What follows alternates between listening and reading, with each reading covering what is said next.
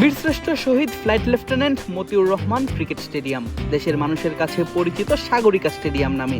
ঢাকার মিরপুর শেরেবাংলা জাতীয় ক্রিকেট স্টেডিয়ামের পর এই চট্টগ্রামেই খেলা হয় বড় বড় সিরিজের হাই ভোল্টেজ সব ম্যাচ। চট্টগ্রাম দেশের দ্বিতীয় বৃহত্তর শহর বলেই নয়, পিচ এবং আউটফিল্ডের কথা মাথায় রেখেই এই মাঠে শিডিউল করা হয় অস্ট্রেলিয়া, নিউজিল্যান্ড কিংবা ভারতের মতো গুরুত্বপূর্ণ সব সিরিজের সূচি। তবে আউটফিল্ড আর পিচ নিয়ে মাঠটি সুনাম কুড়ালেও দর্শকদের অভিযোগ ভিন্ন এক জায়গা নিয়ে। 5+ স্টার রেটিং প্রাপ্ত দেশের সর্বোচ্চ বিদ্যুৎ সাশ্রয়ী ওয়ালটন এসি স্মার্ট কমফোর্ট এখন নেক্সট লেভেলে। চট্টগ্রামের পুরো মাঠ ঘিরে রেখেছে দর্শকদের জন্য বানানো গ্যালারি। তবে ড্রেসিং রুমের মূল বিল্ডিং এর রুফটপ হসপিটালিটি এরিয়া বাদে পুরো মাঠের গ্যালারির কোথাও নেই কোনো ছাদ। প্রচন্ড সূর্যের তাপ থাকুক কিংবা কাঠফাটা রোদ, মুষলধারে বৃষ্টি হোক কিংবা বজ্রপাত, দর্শকদের জন্য নেই ছাউনি। বাধ্য হয়েই সিট ছেড়ে মাঝে মাঝে দর্শকদের যেতে হয় গ্যালারির নিচের ফাঁকা জায়গাটায়।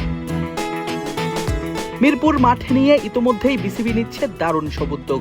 বসেছে ফ্যান, কমানো হয়েছে খাবারের দাম, রাখা হয়েছে বিনামূল্যে পানির ব্যবস্থাও। দর্শকদের ওয়াশরুম থেকে শুরু করে নামাজের জায়গা, সবকিছু নিয়েই নেওয়া হচ্ছে নতুন সব পরিকল্পনা।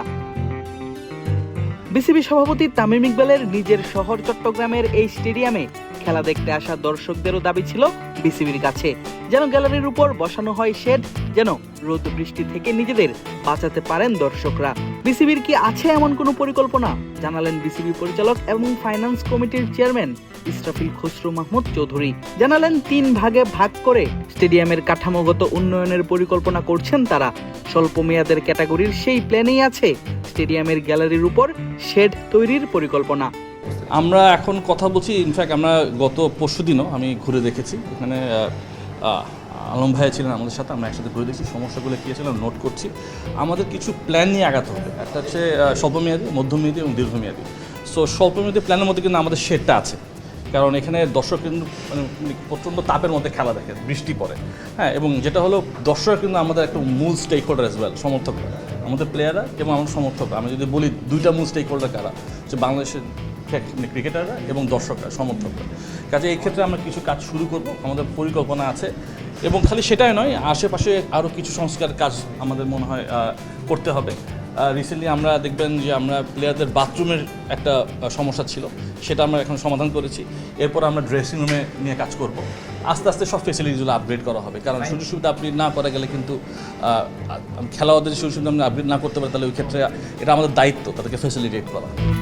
গত 7 জুন অনুষ্ঠিত হয় বাংলাদেশ ক্রিকেট বোর্ডের পরিচালনা পরিষদের নির্বাচন। সেই নির্বাচনে বিজয়ী হয়ে কমিটি গঠন করে তামিম ইকবালরা। তার আগের 2 মাস 11 জন ছিলেন অ্যাডহক কমিটির দায়িত্বে। তখনই অবশ্য দর্শকদের জন্য নানান উদ্যোগ নিতে দেখা যায় তাদের, যার সুফল ভোগ করা শুরু করেছেন মিরপুরের হোম অফ ক্রিকেটে খেলা দেখতে আসা দর্শকরা। ঢাকার পর দেশের অন্যান্য স্টেডিয়ামগুলোতেও পাওয়া যাবে এমন সুবিধা, তেমনটাই চাওয়া সাধারণ দর্শকদের। আদিব আশরাফ, ক্রিক ফ্রেন্জি।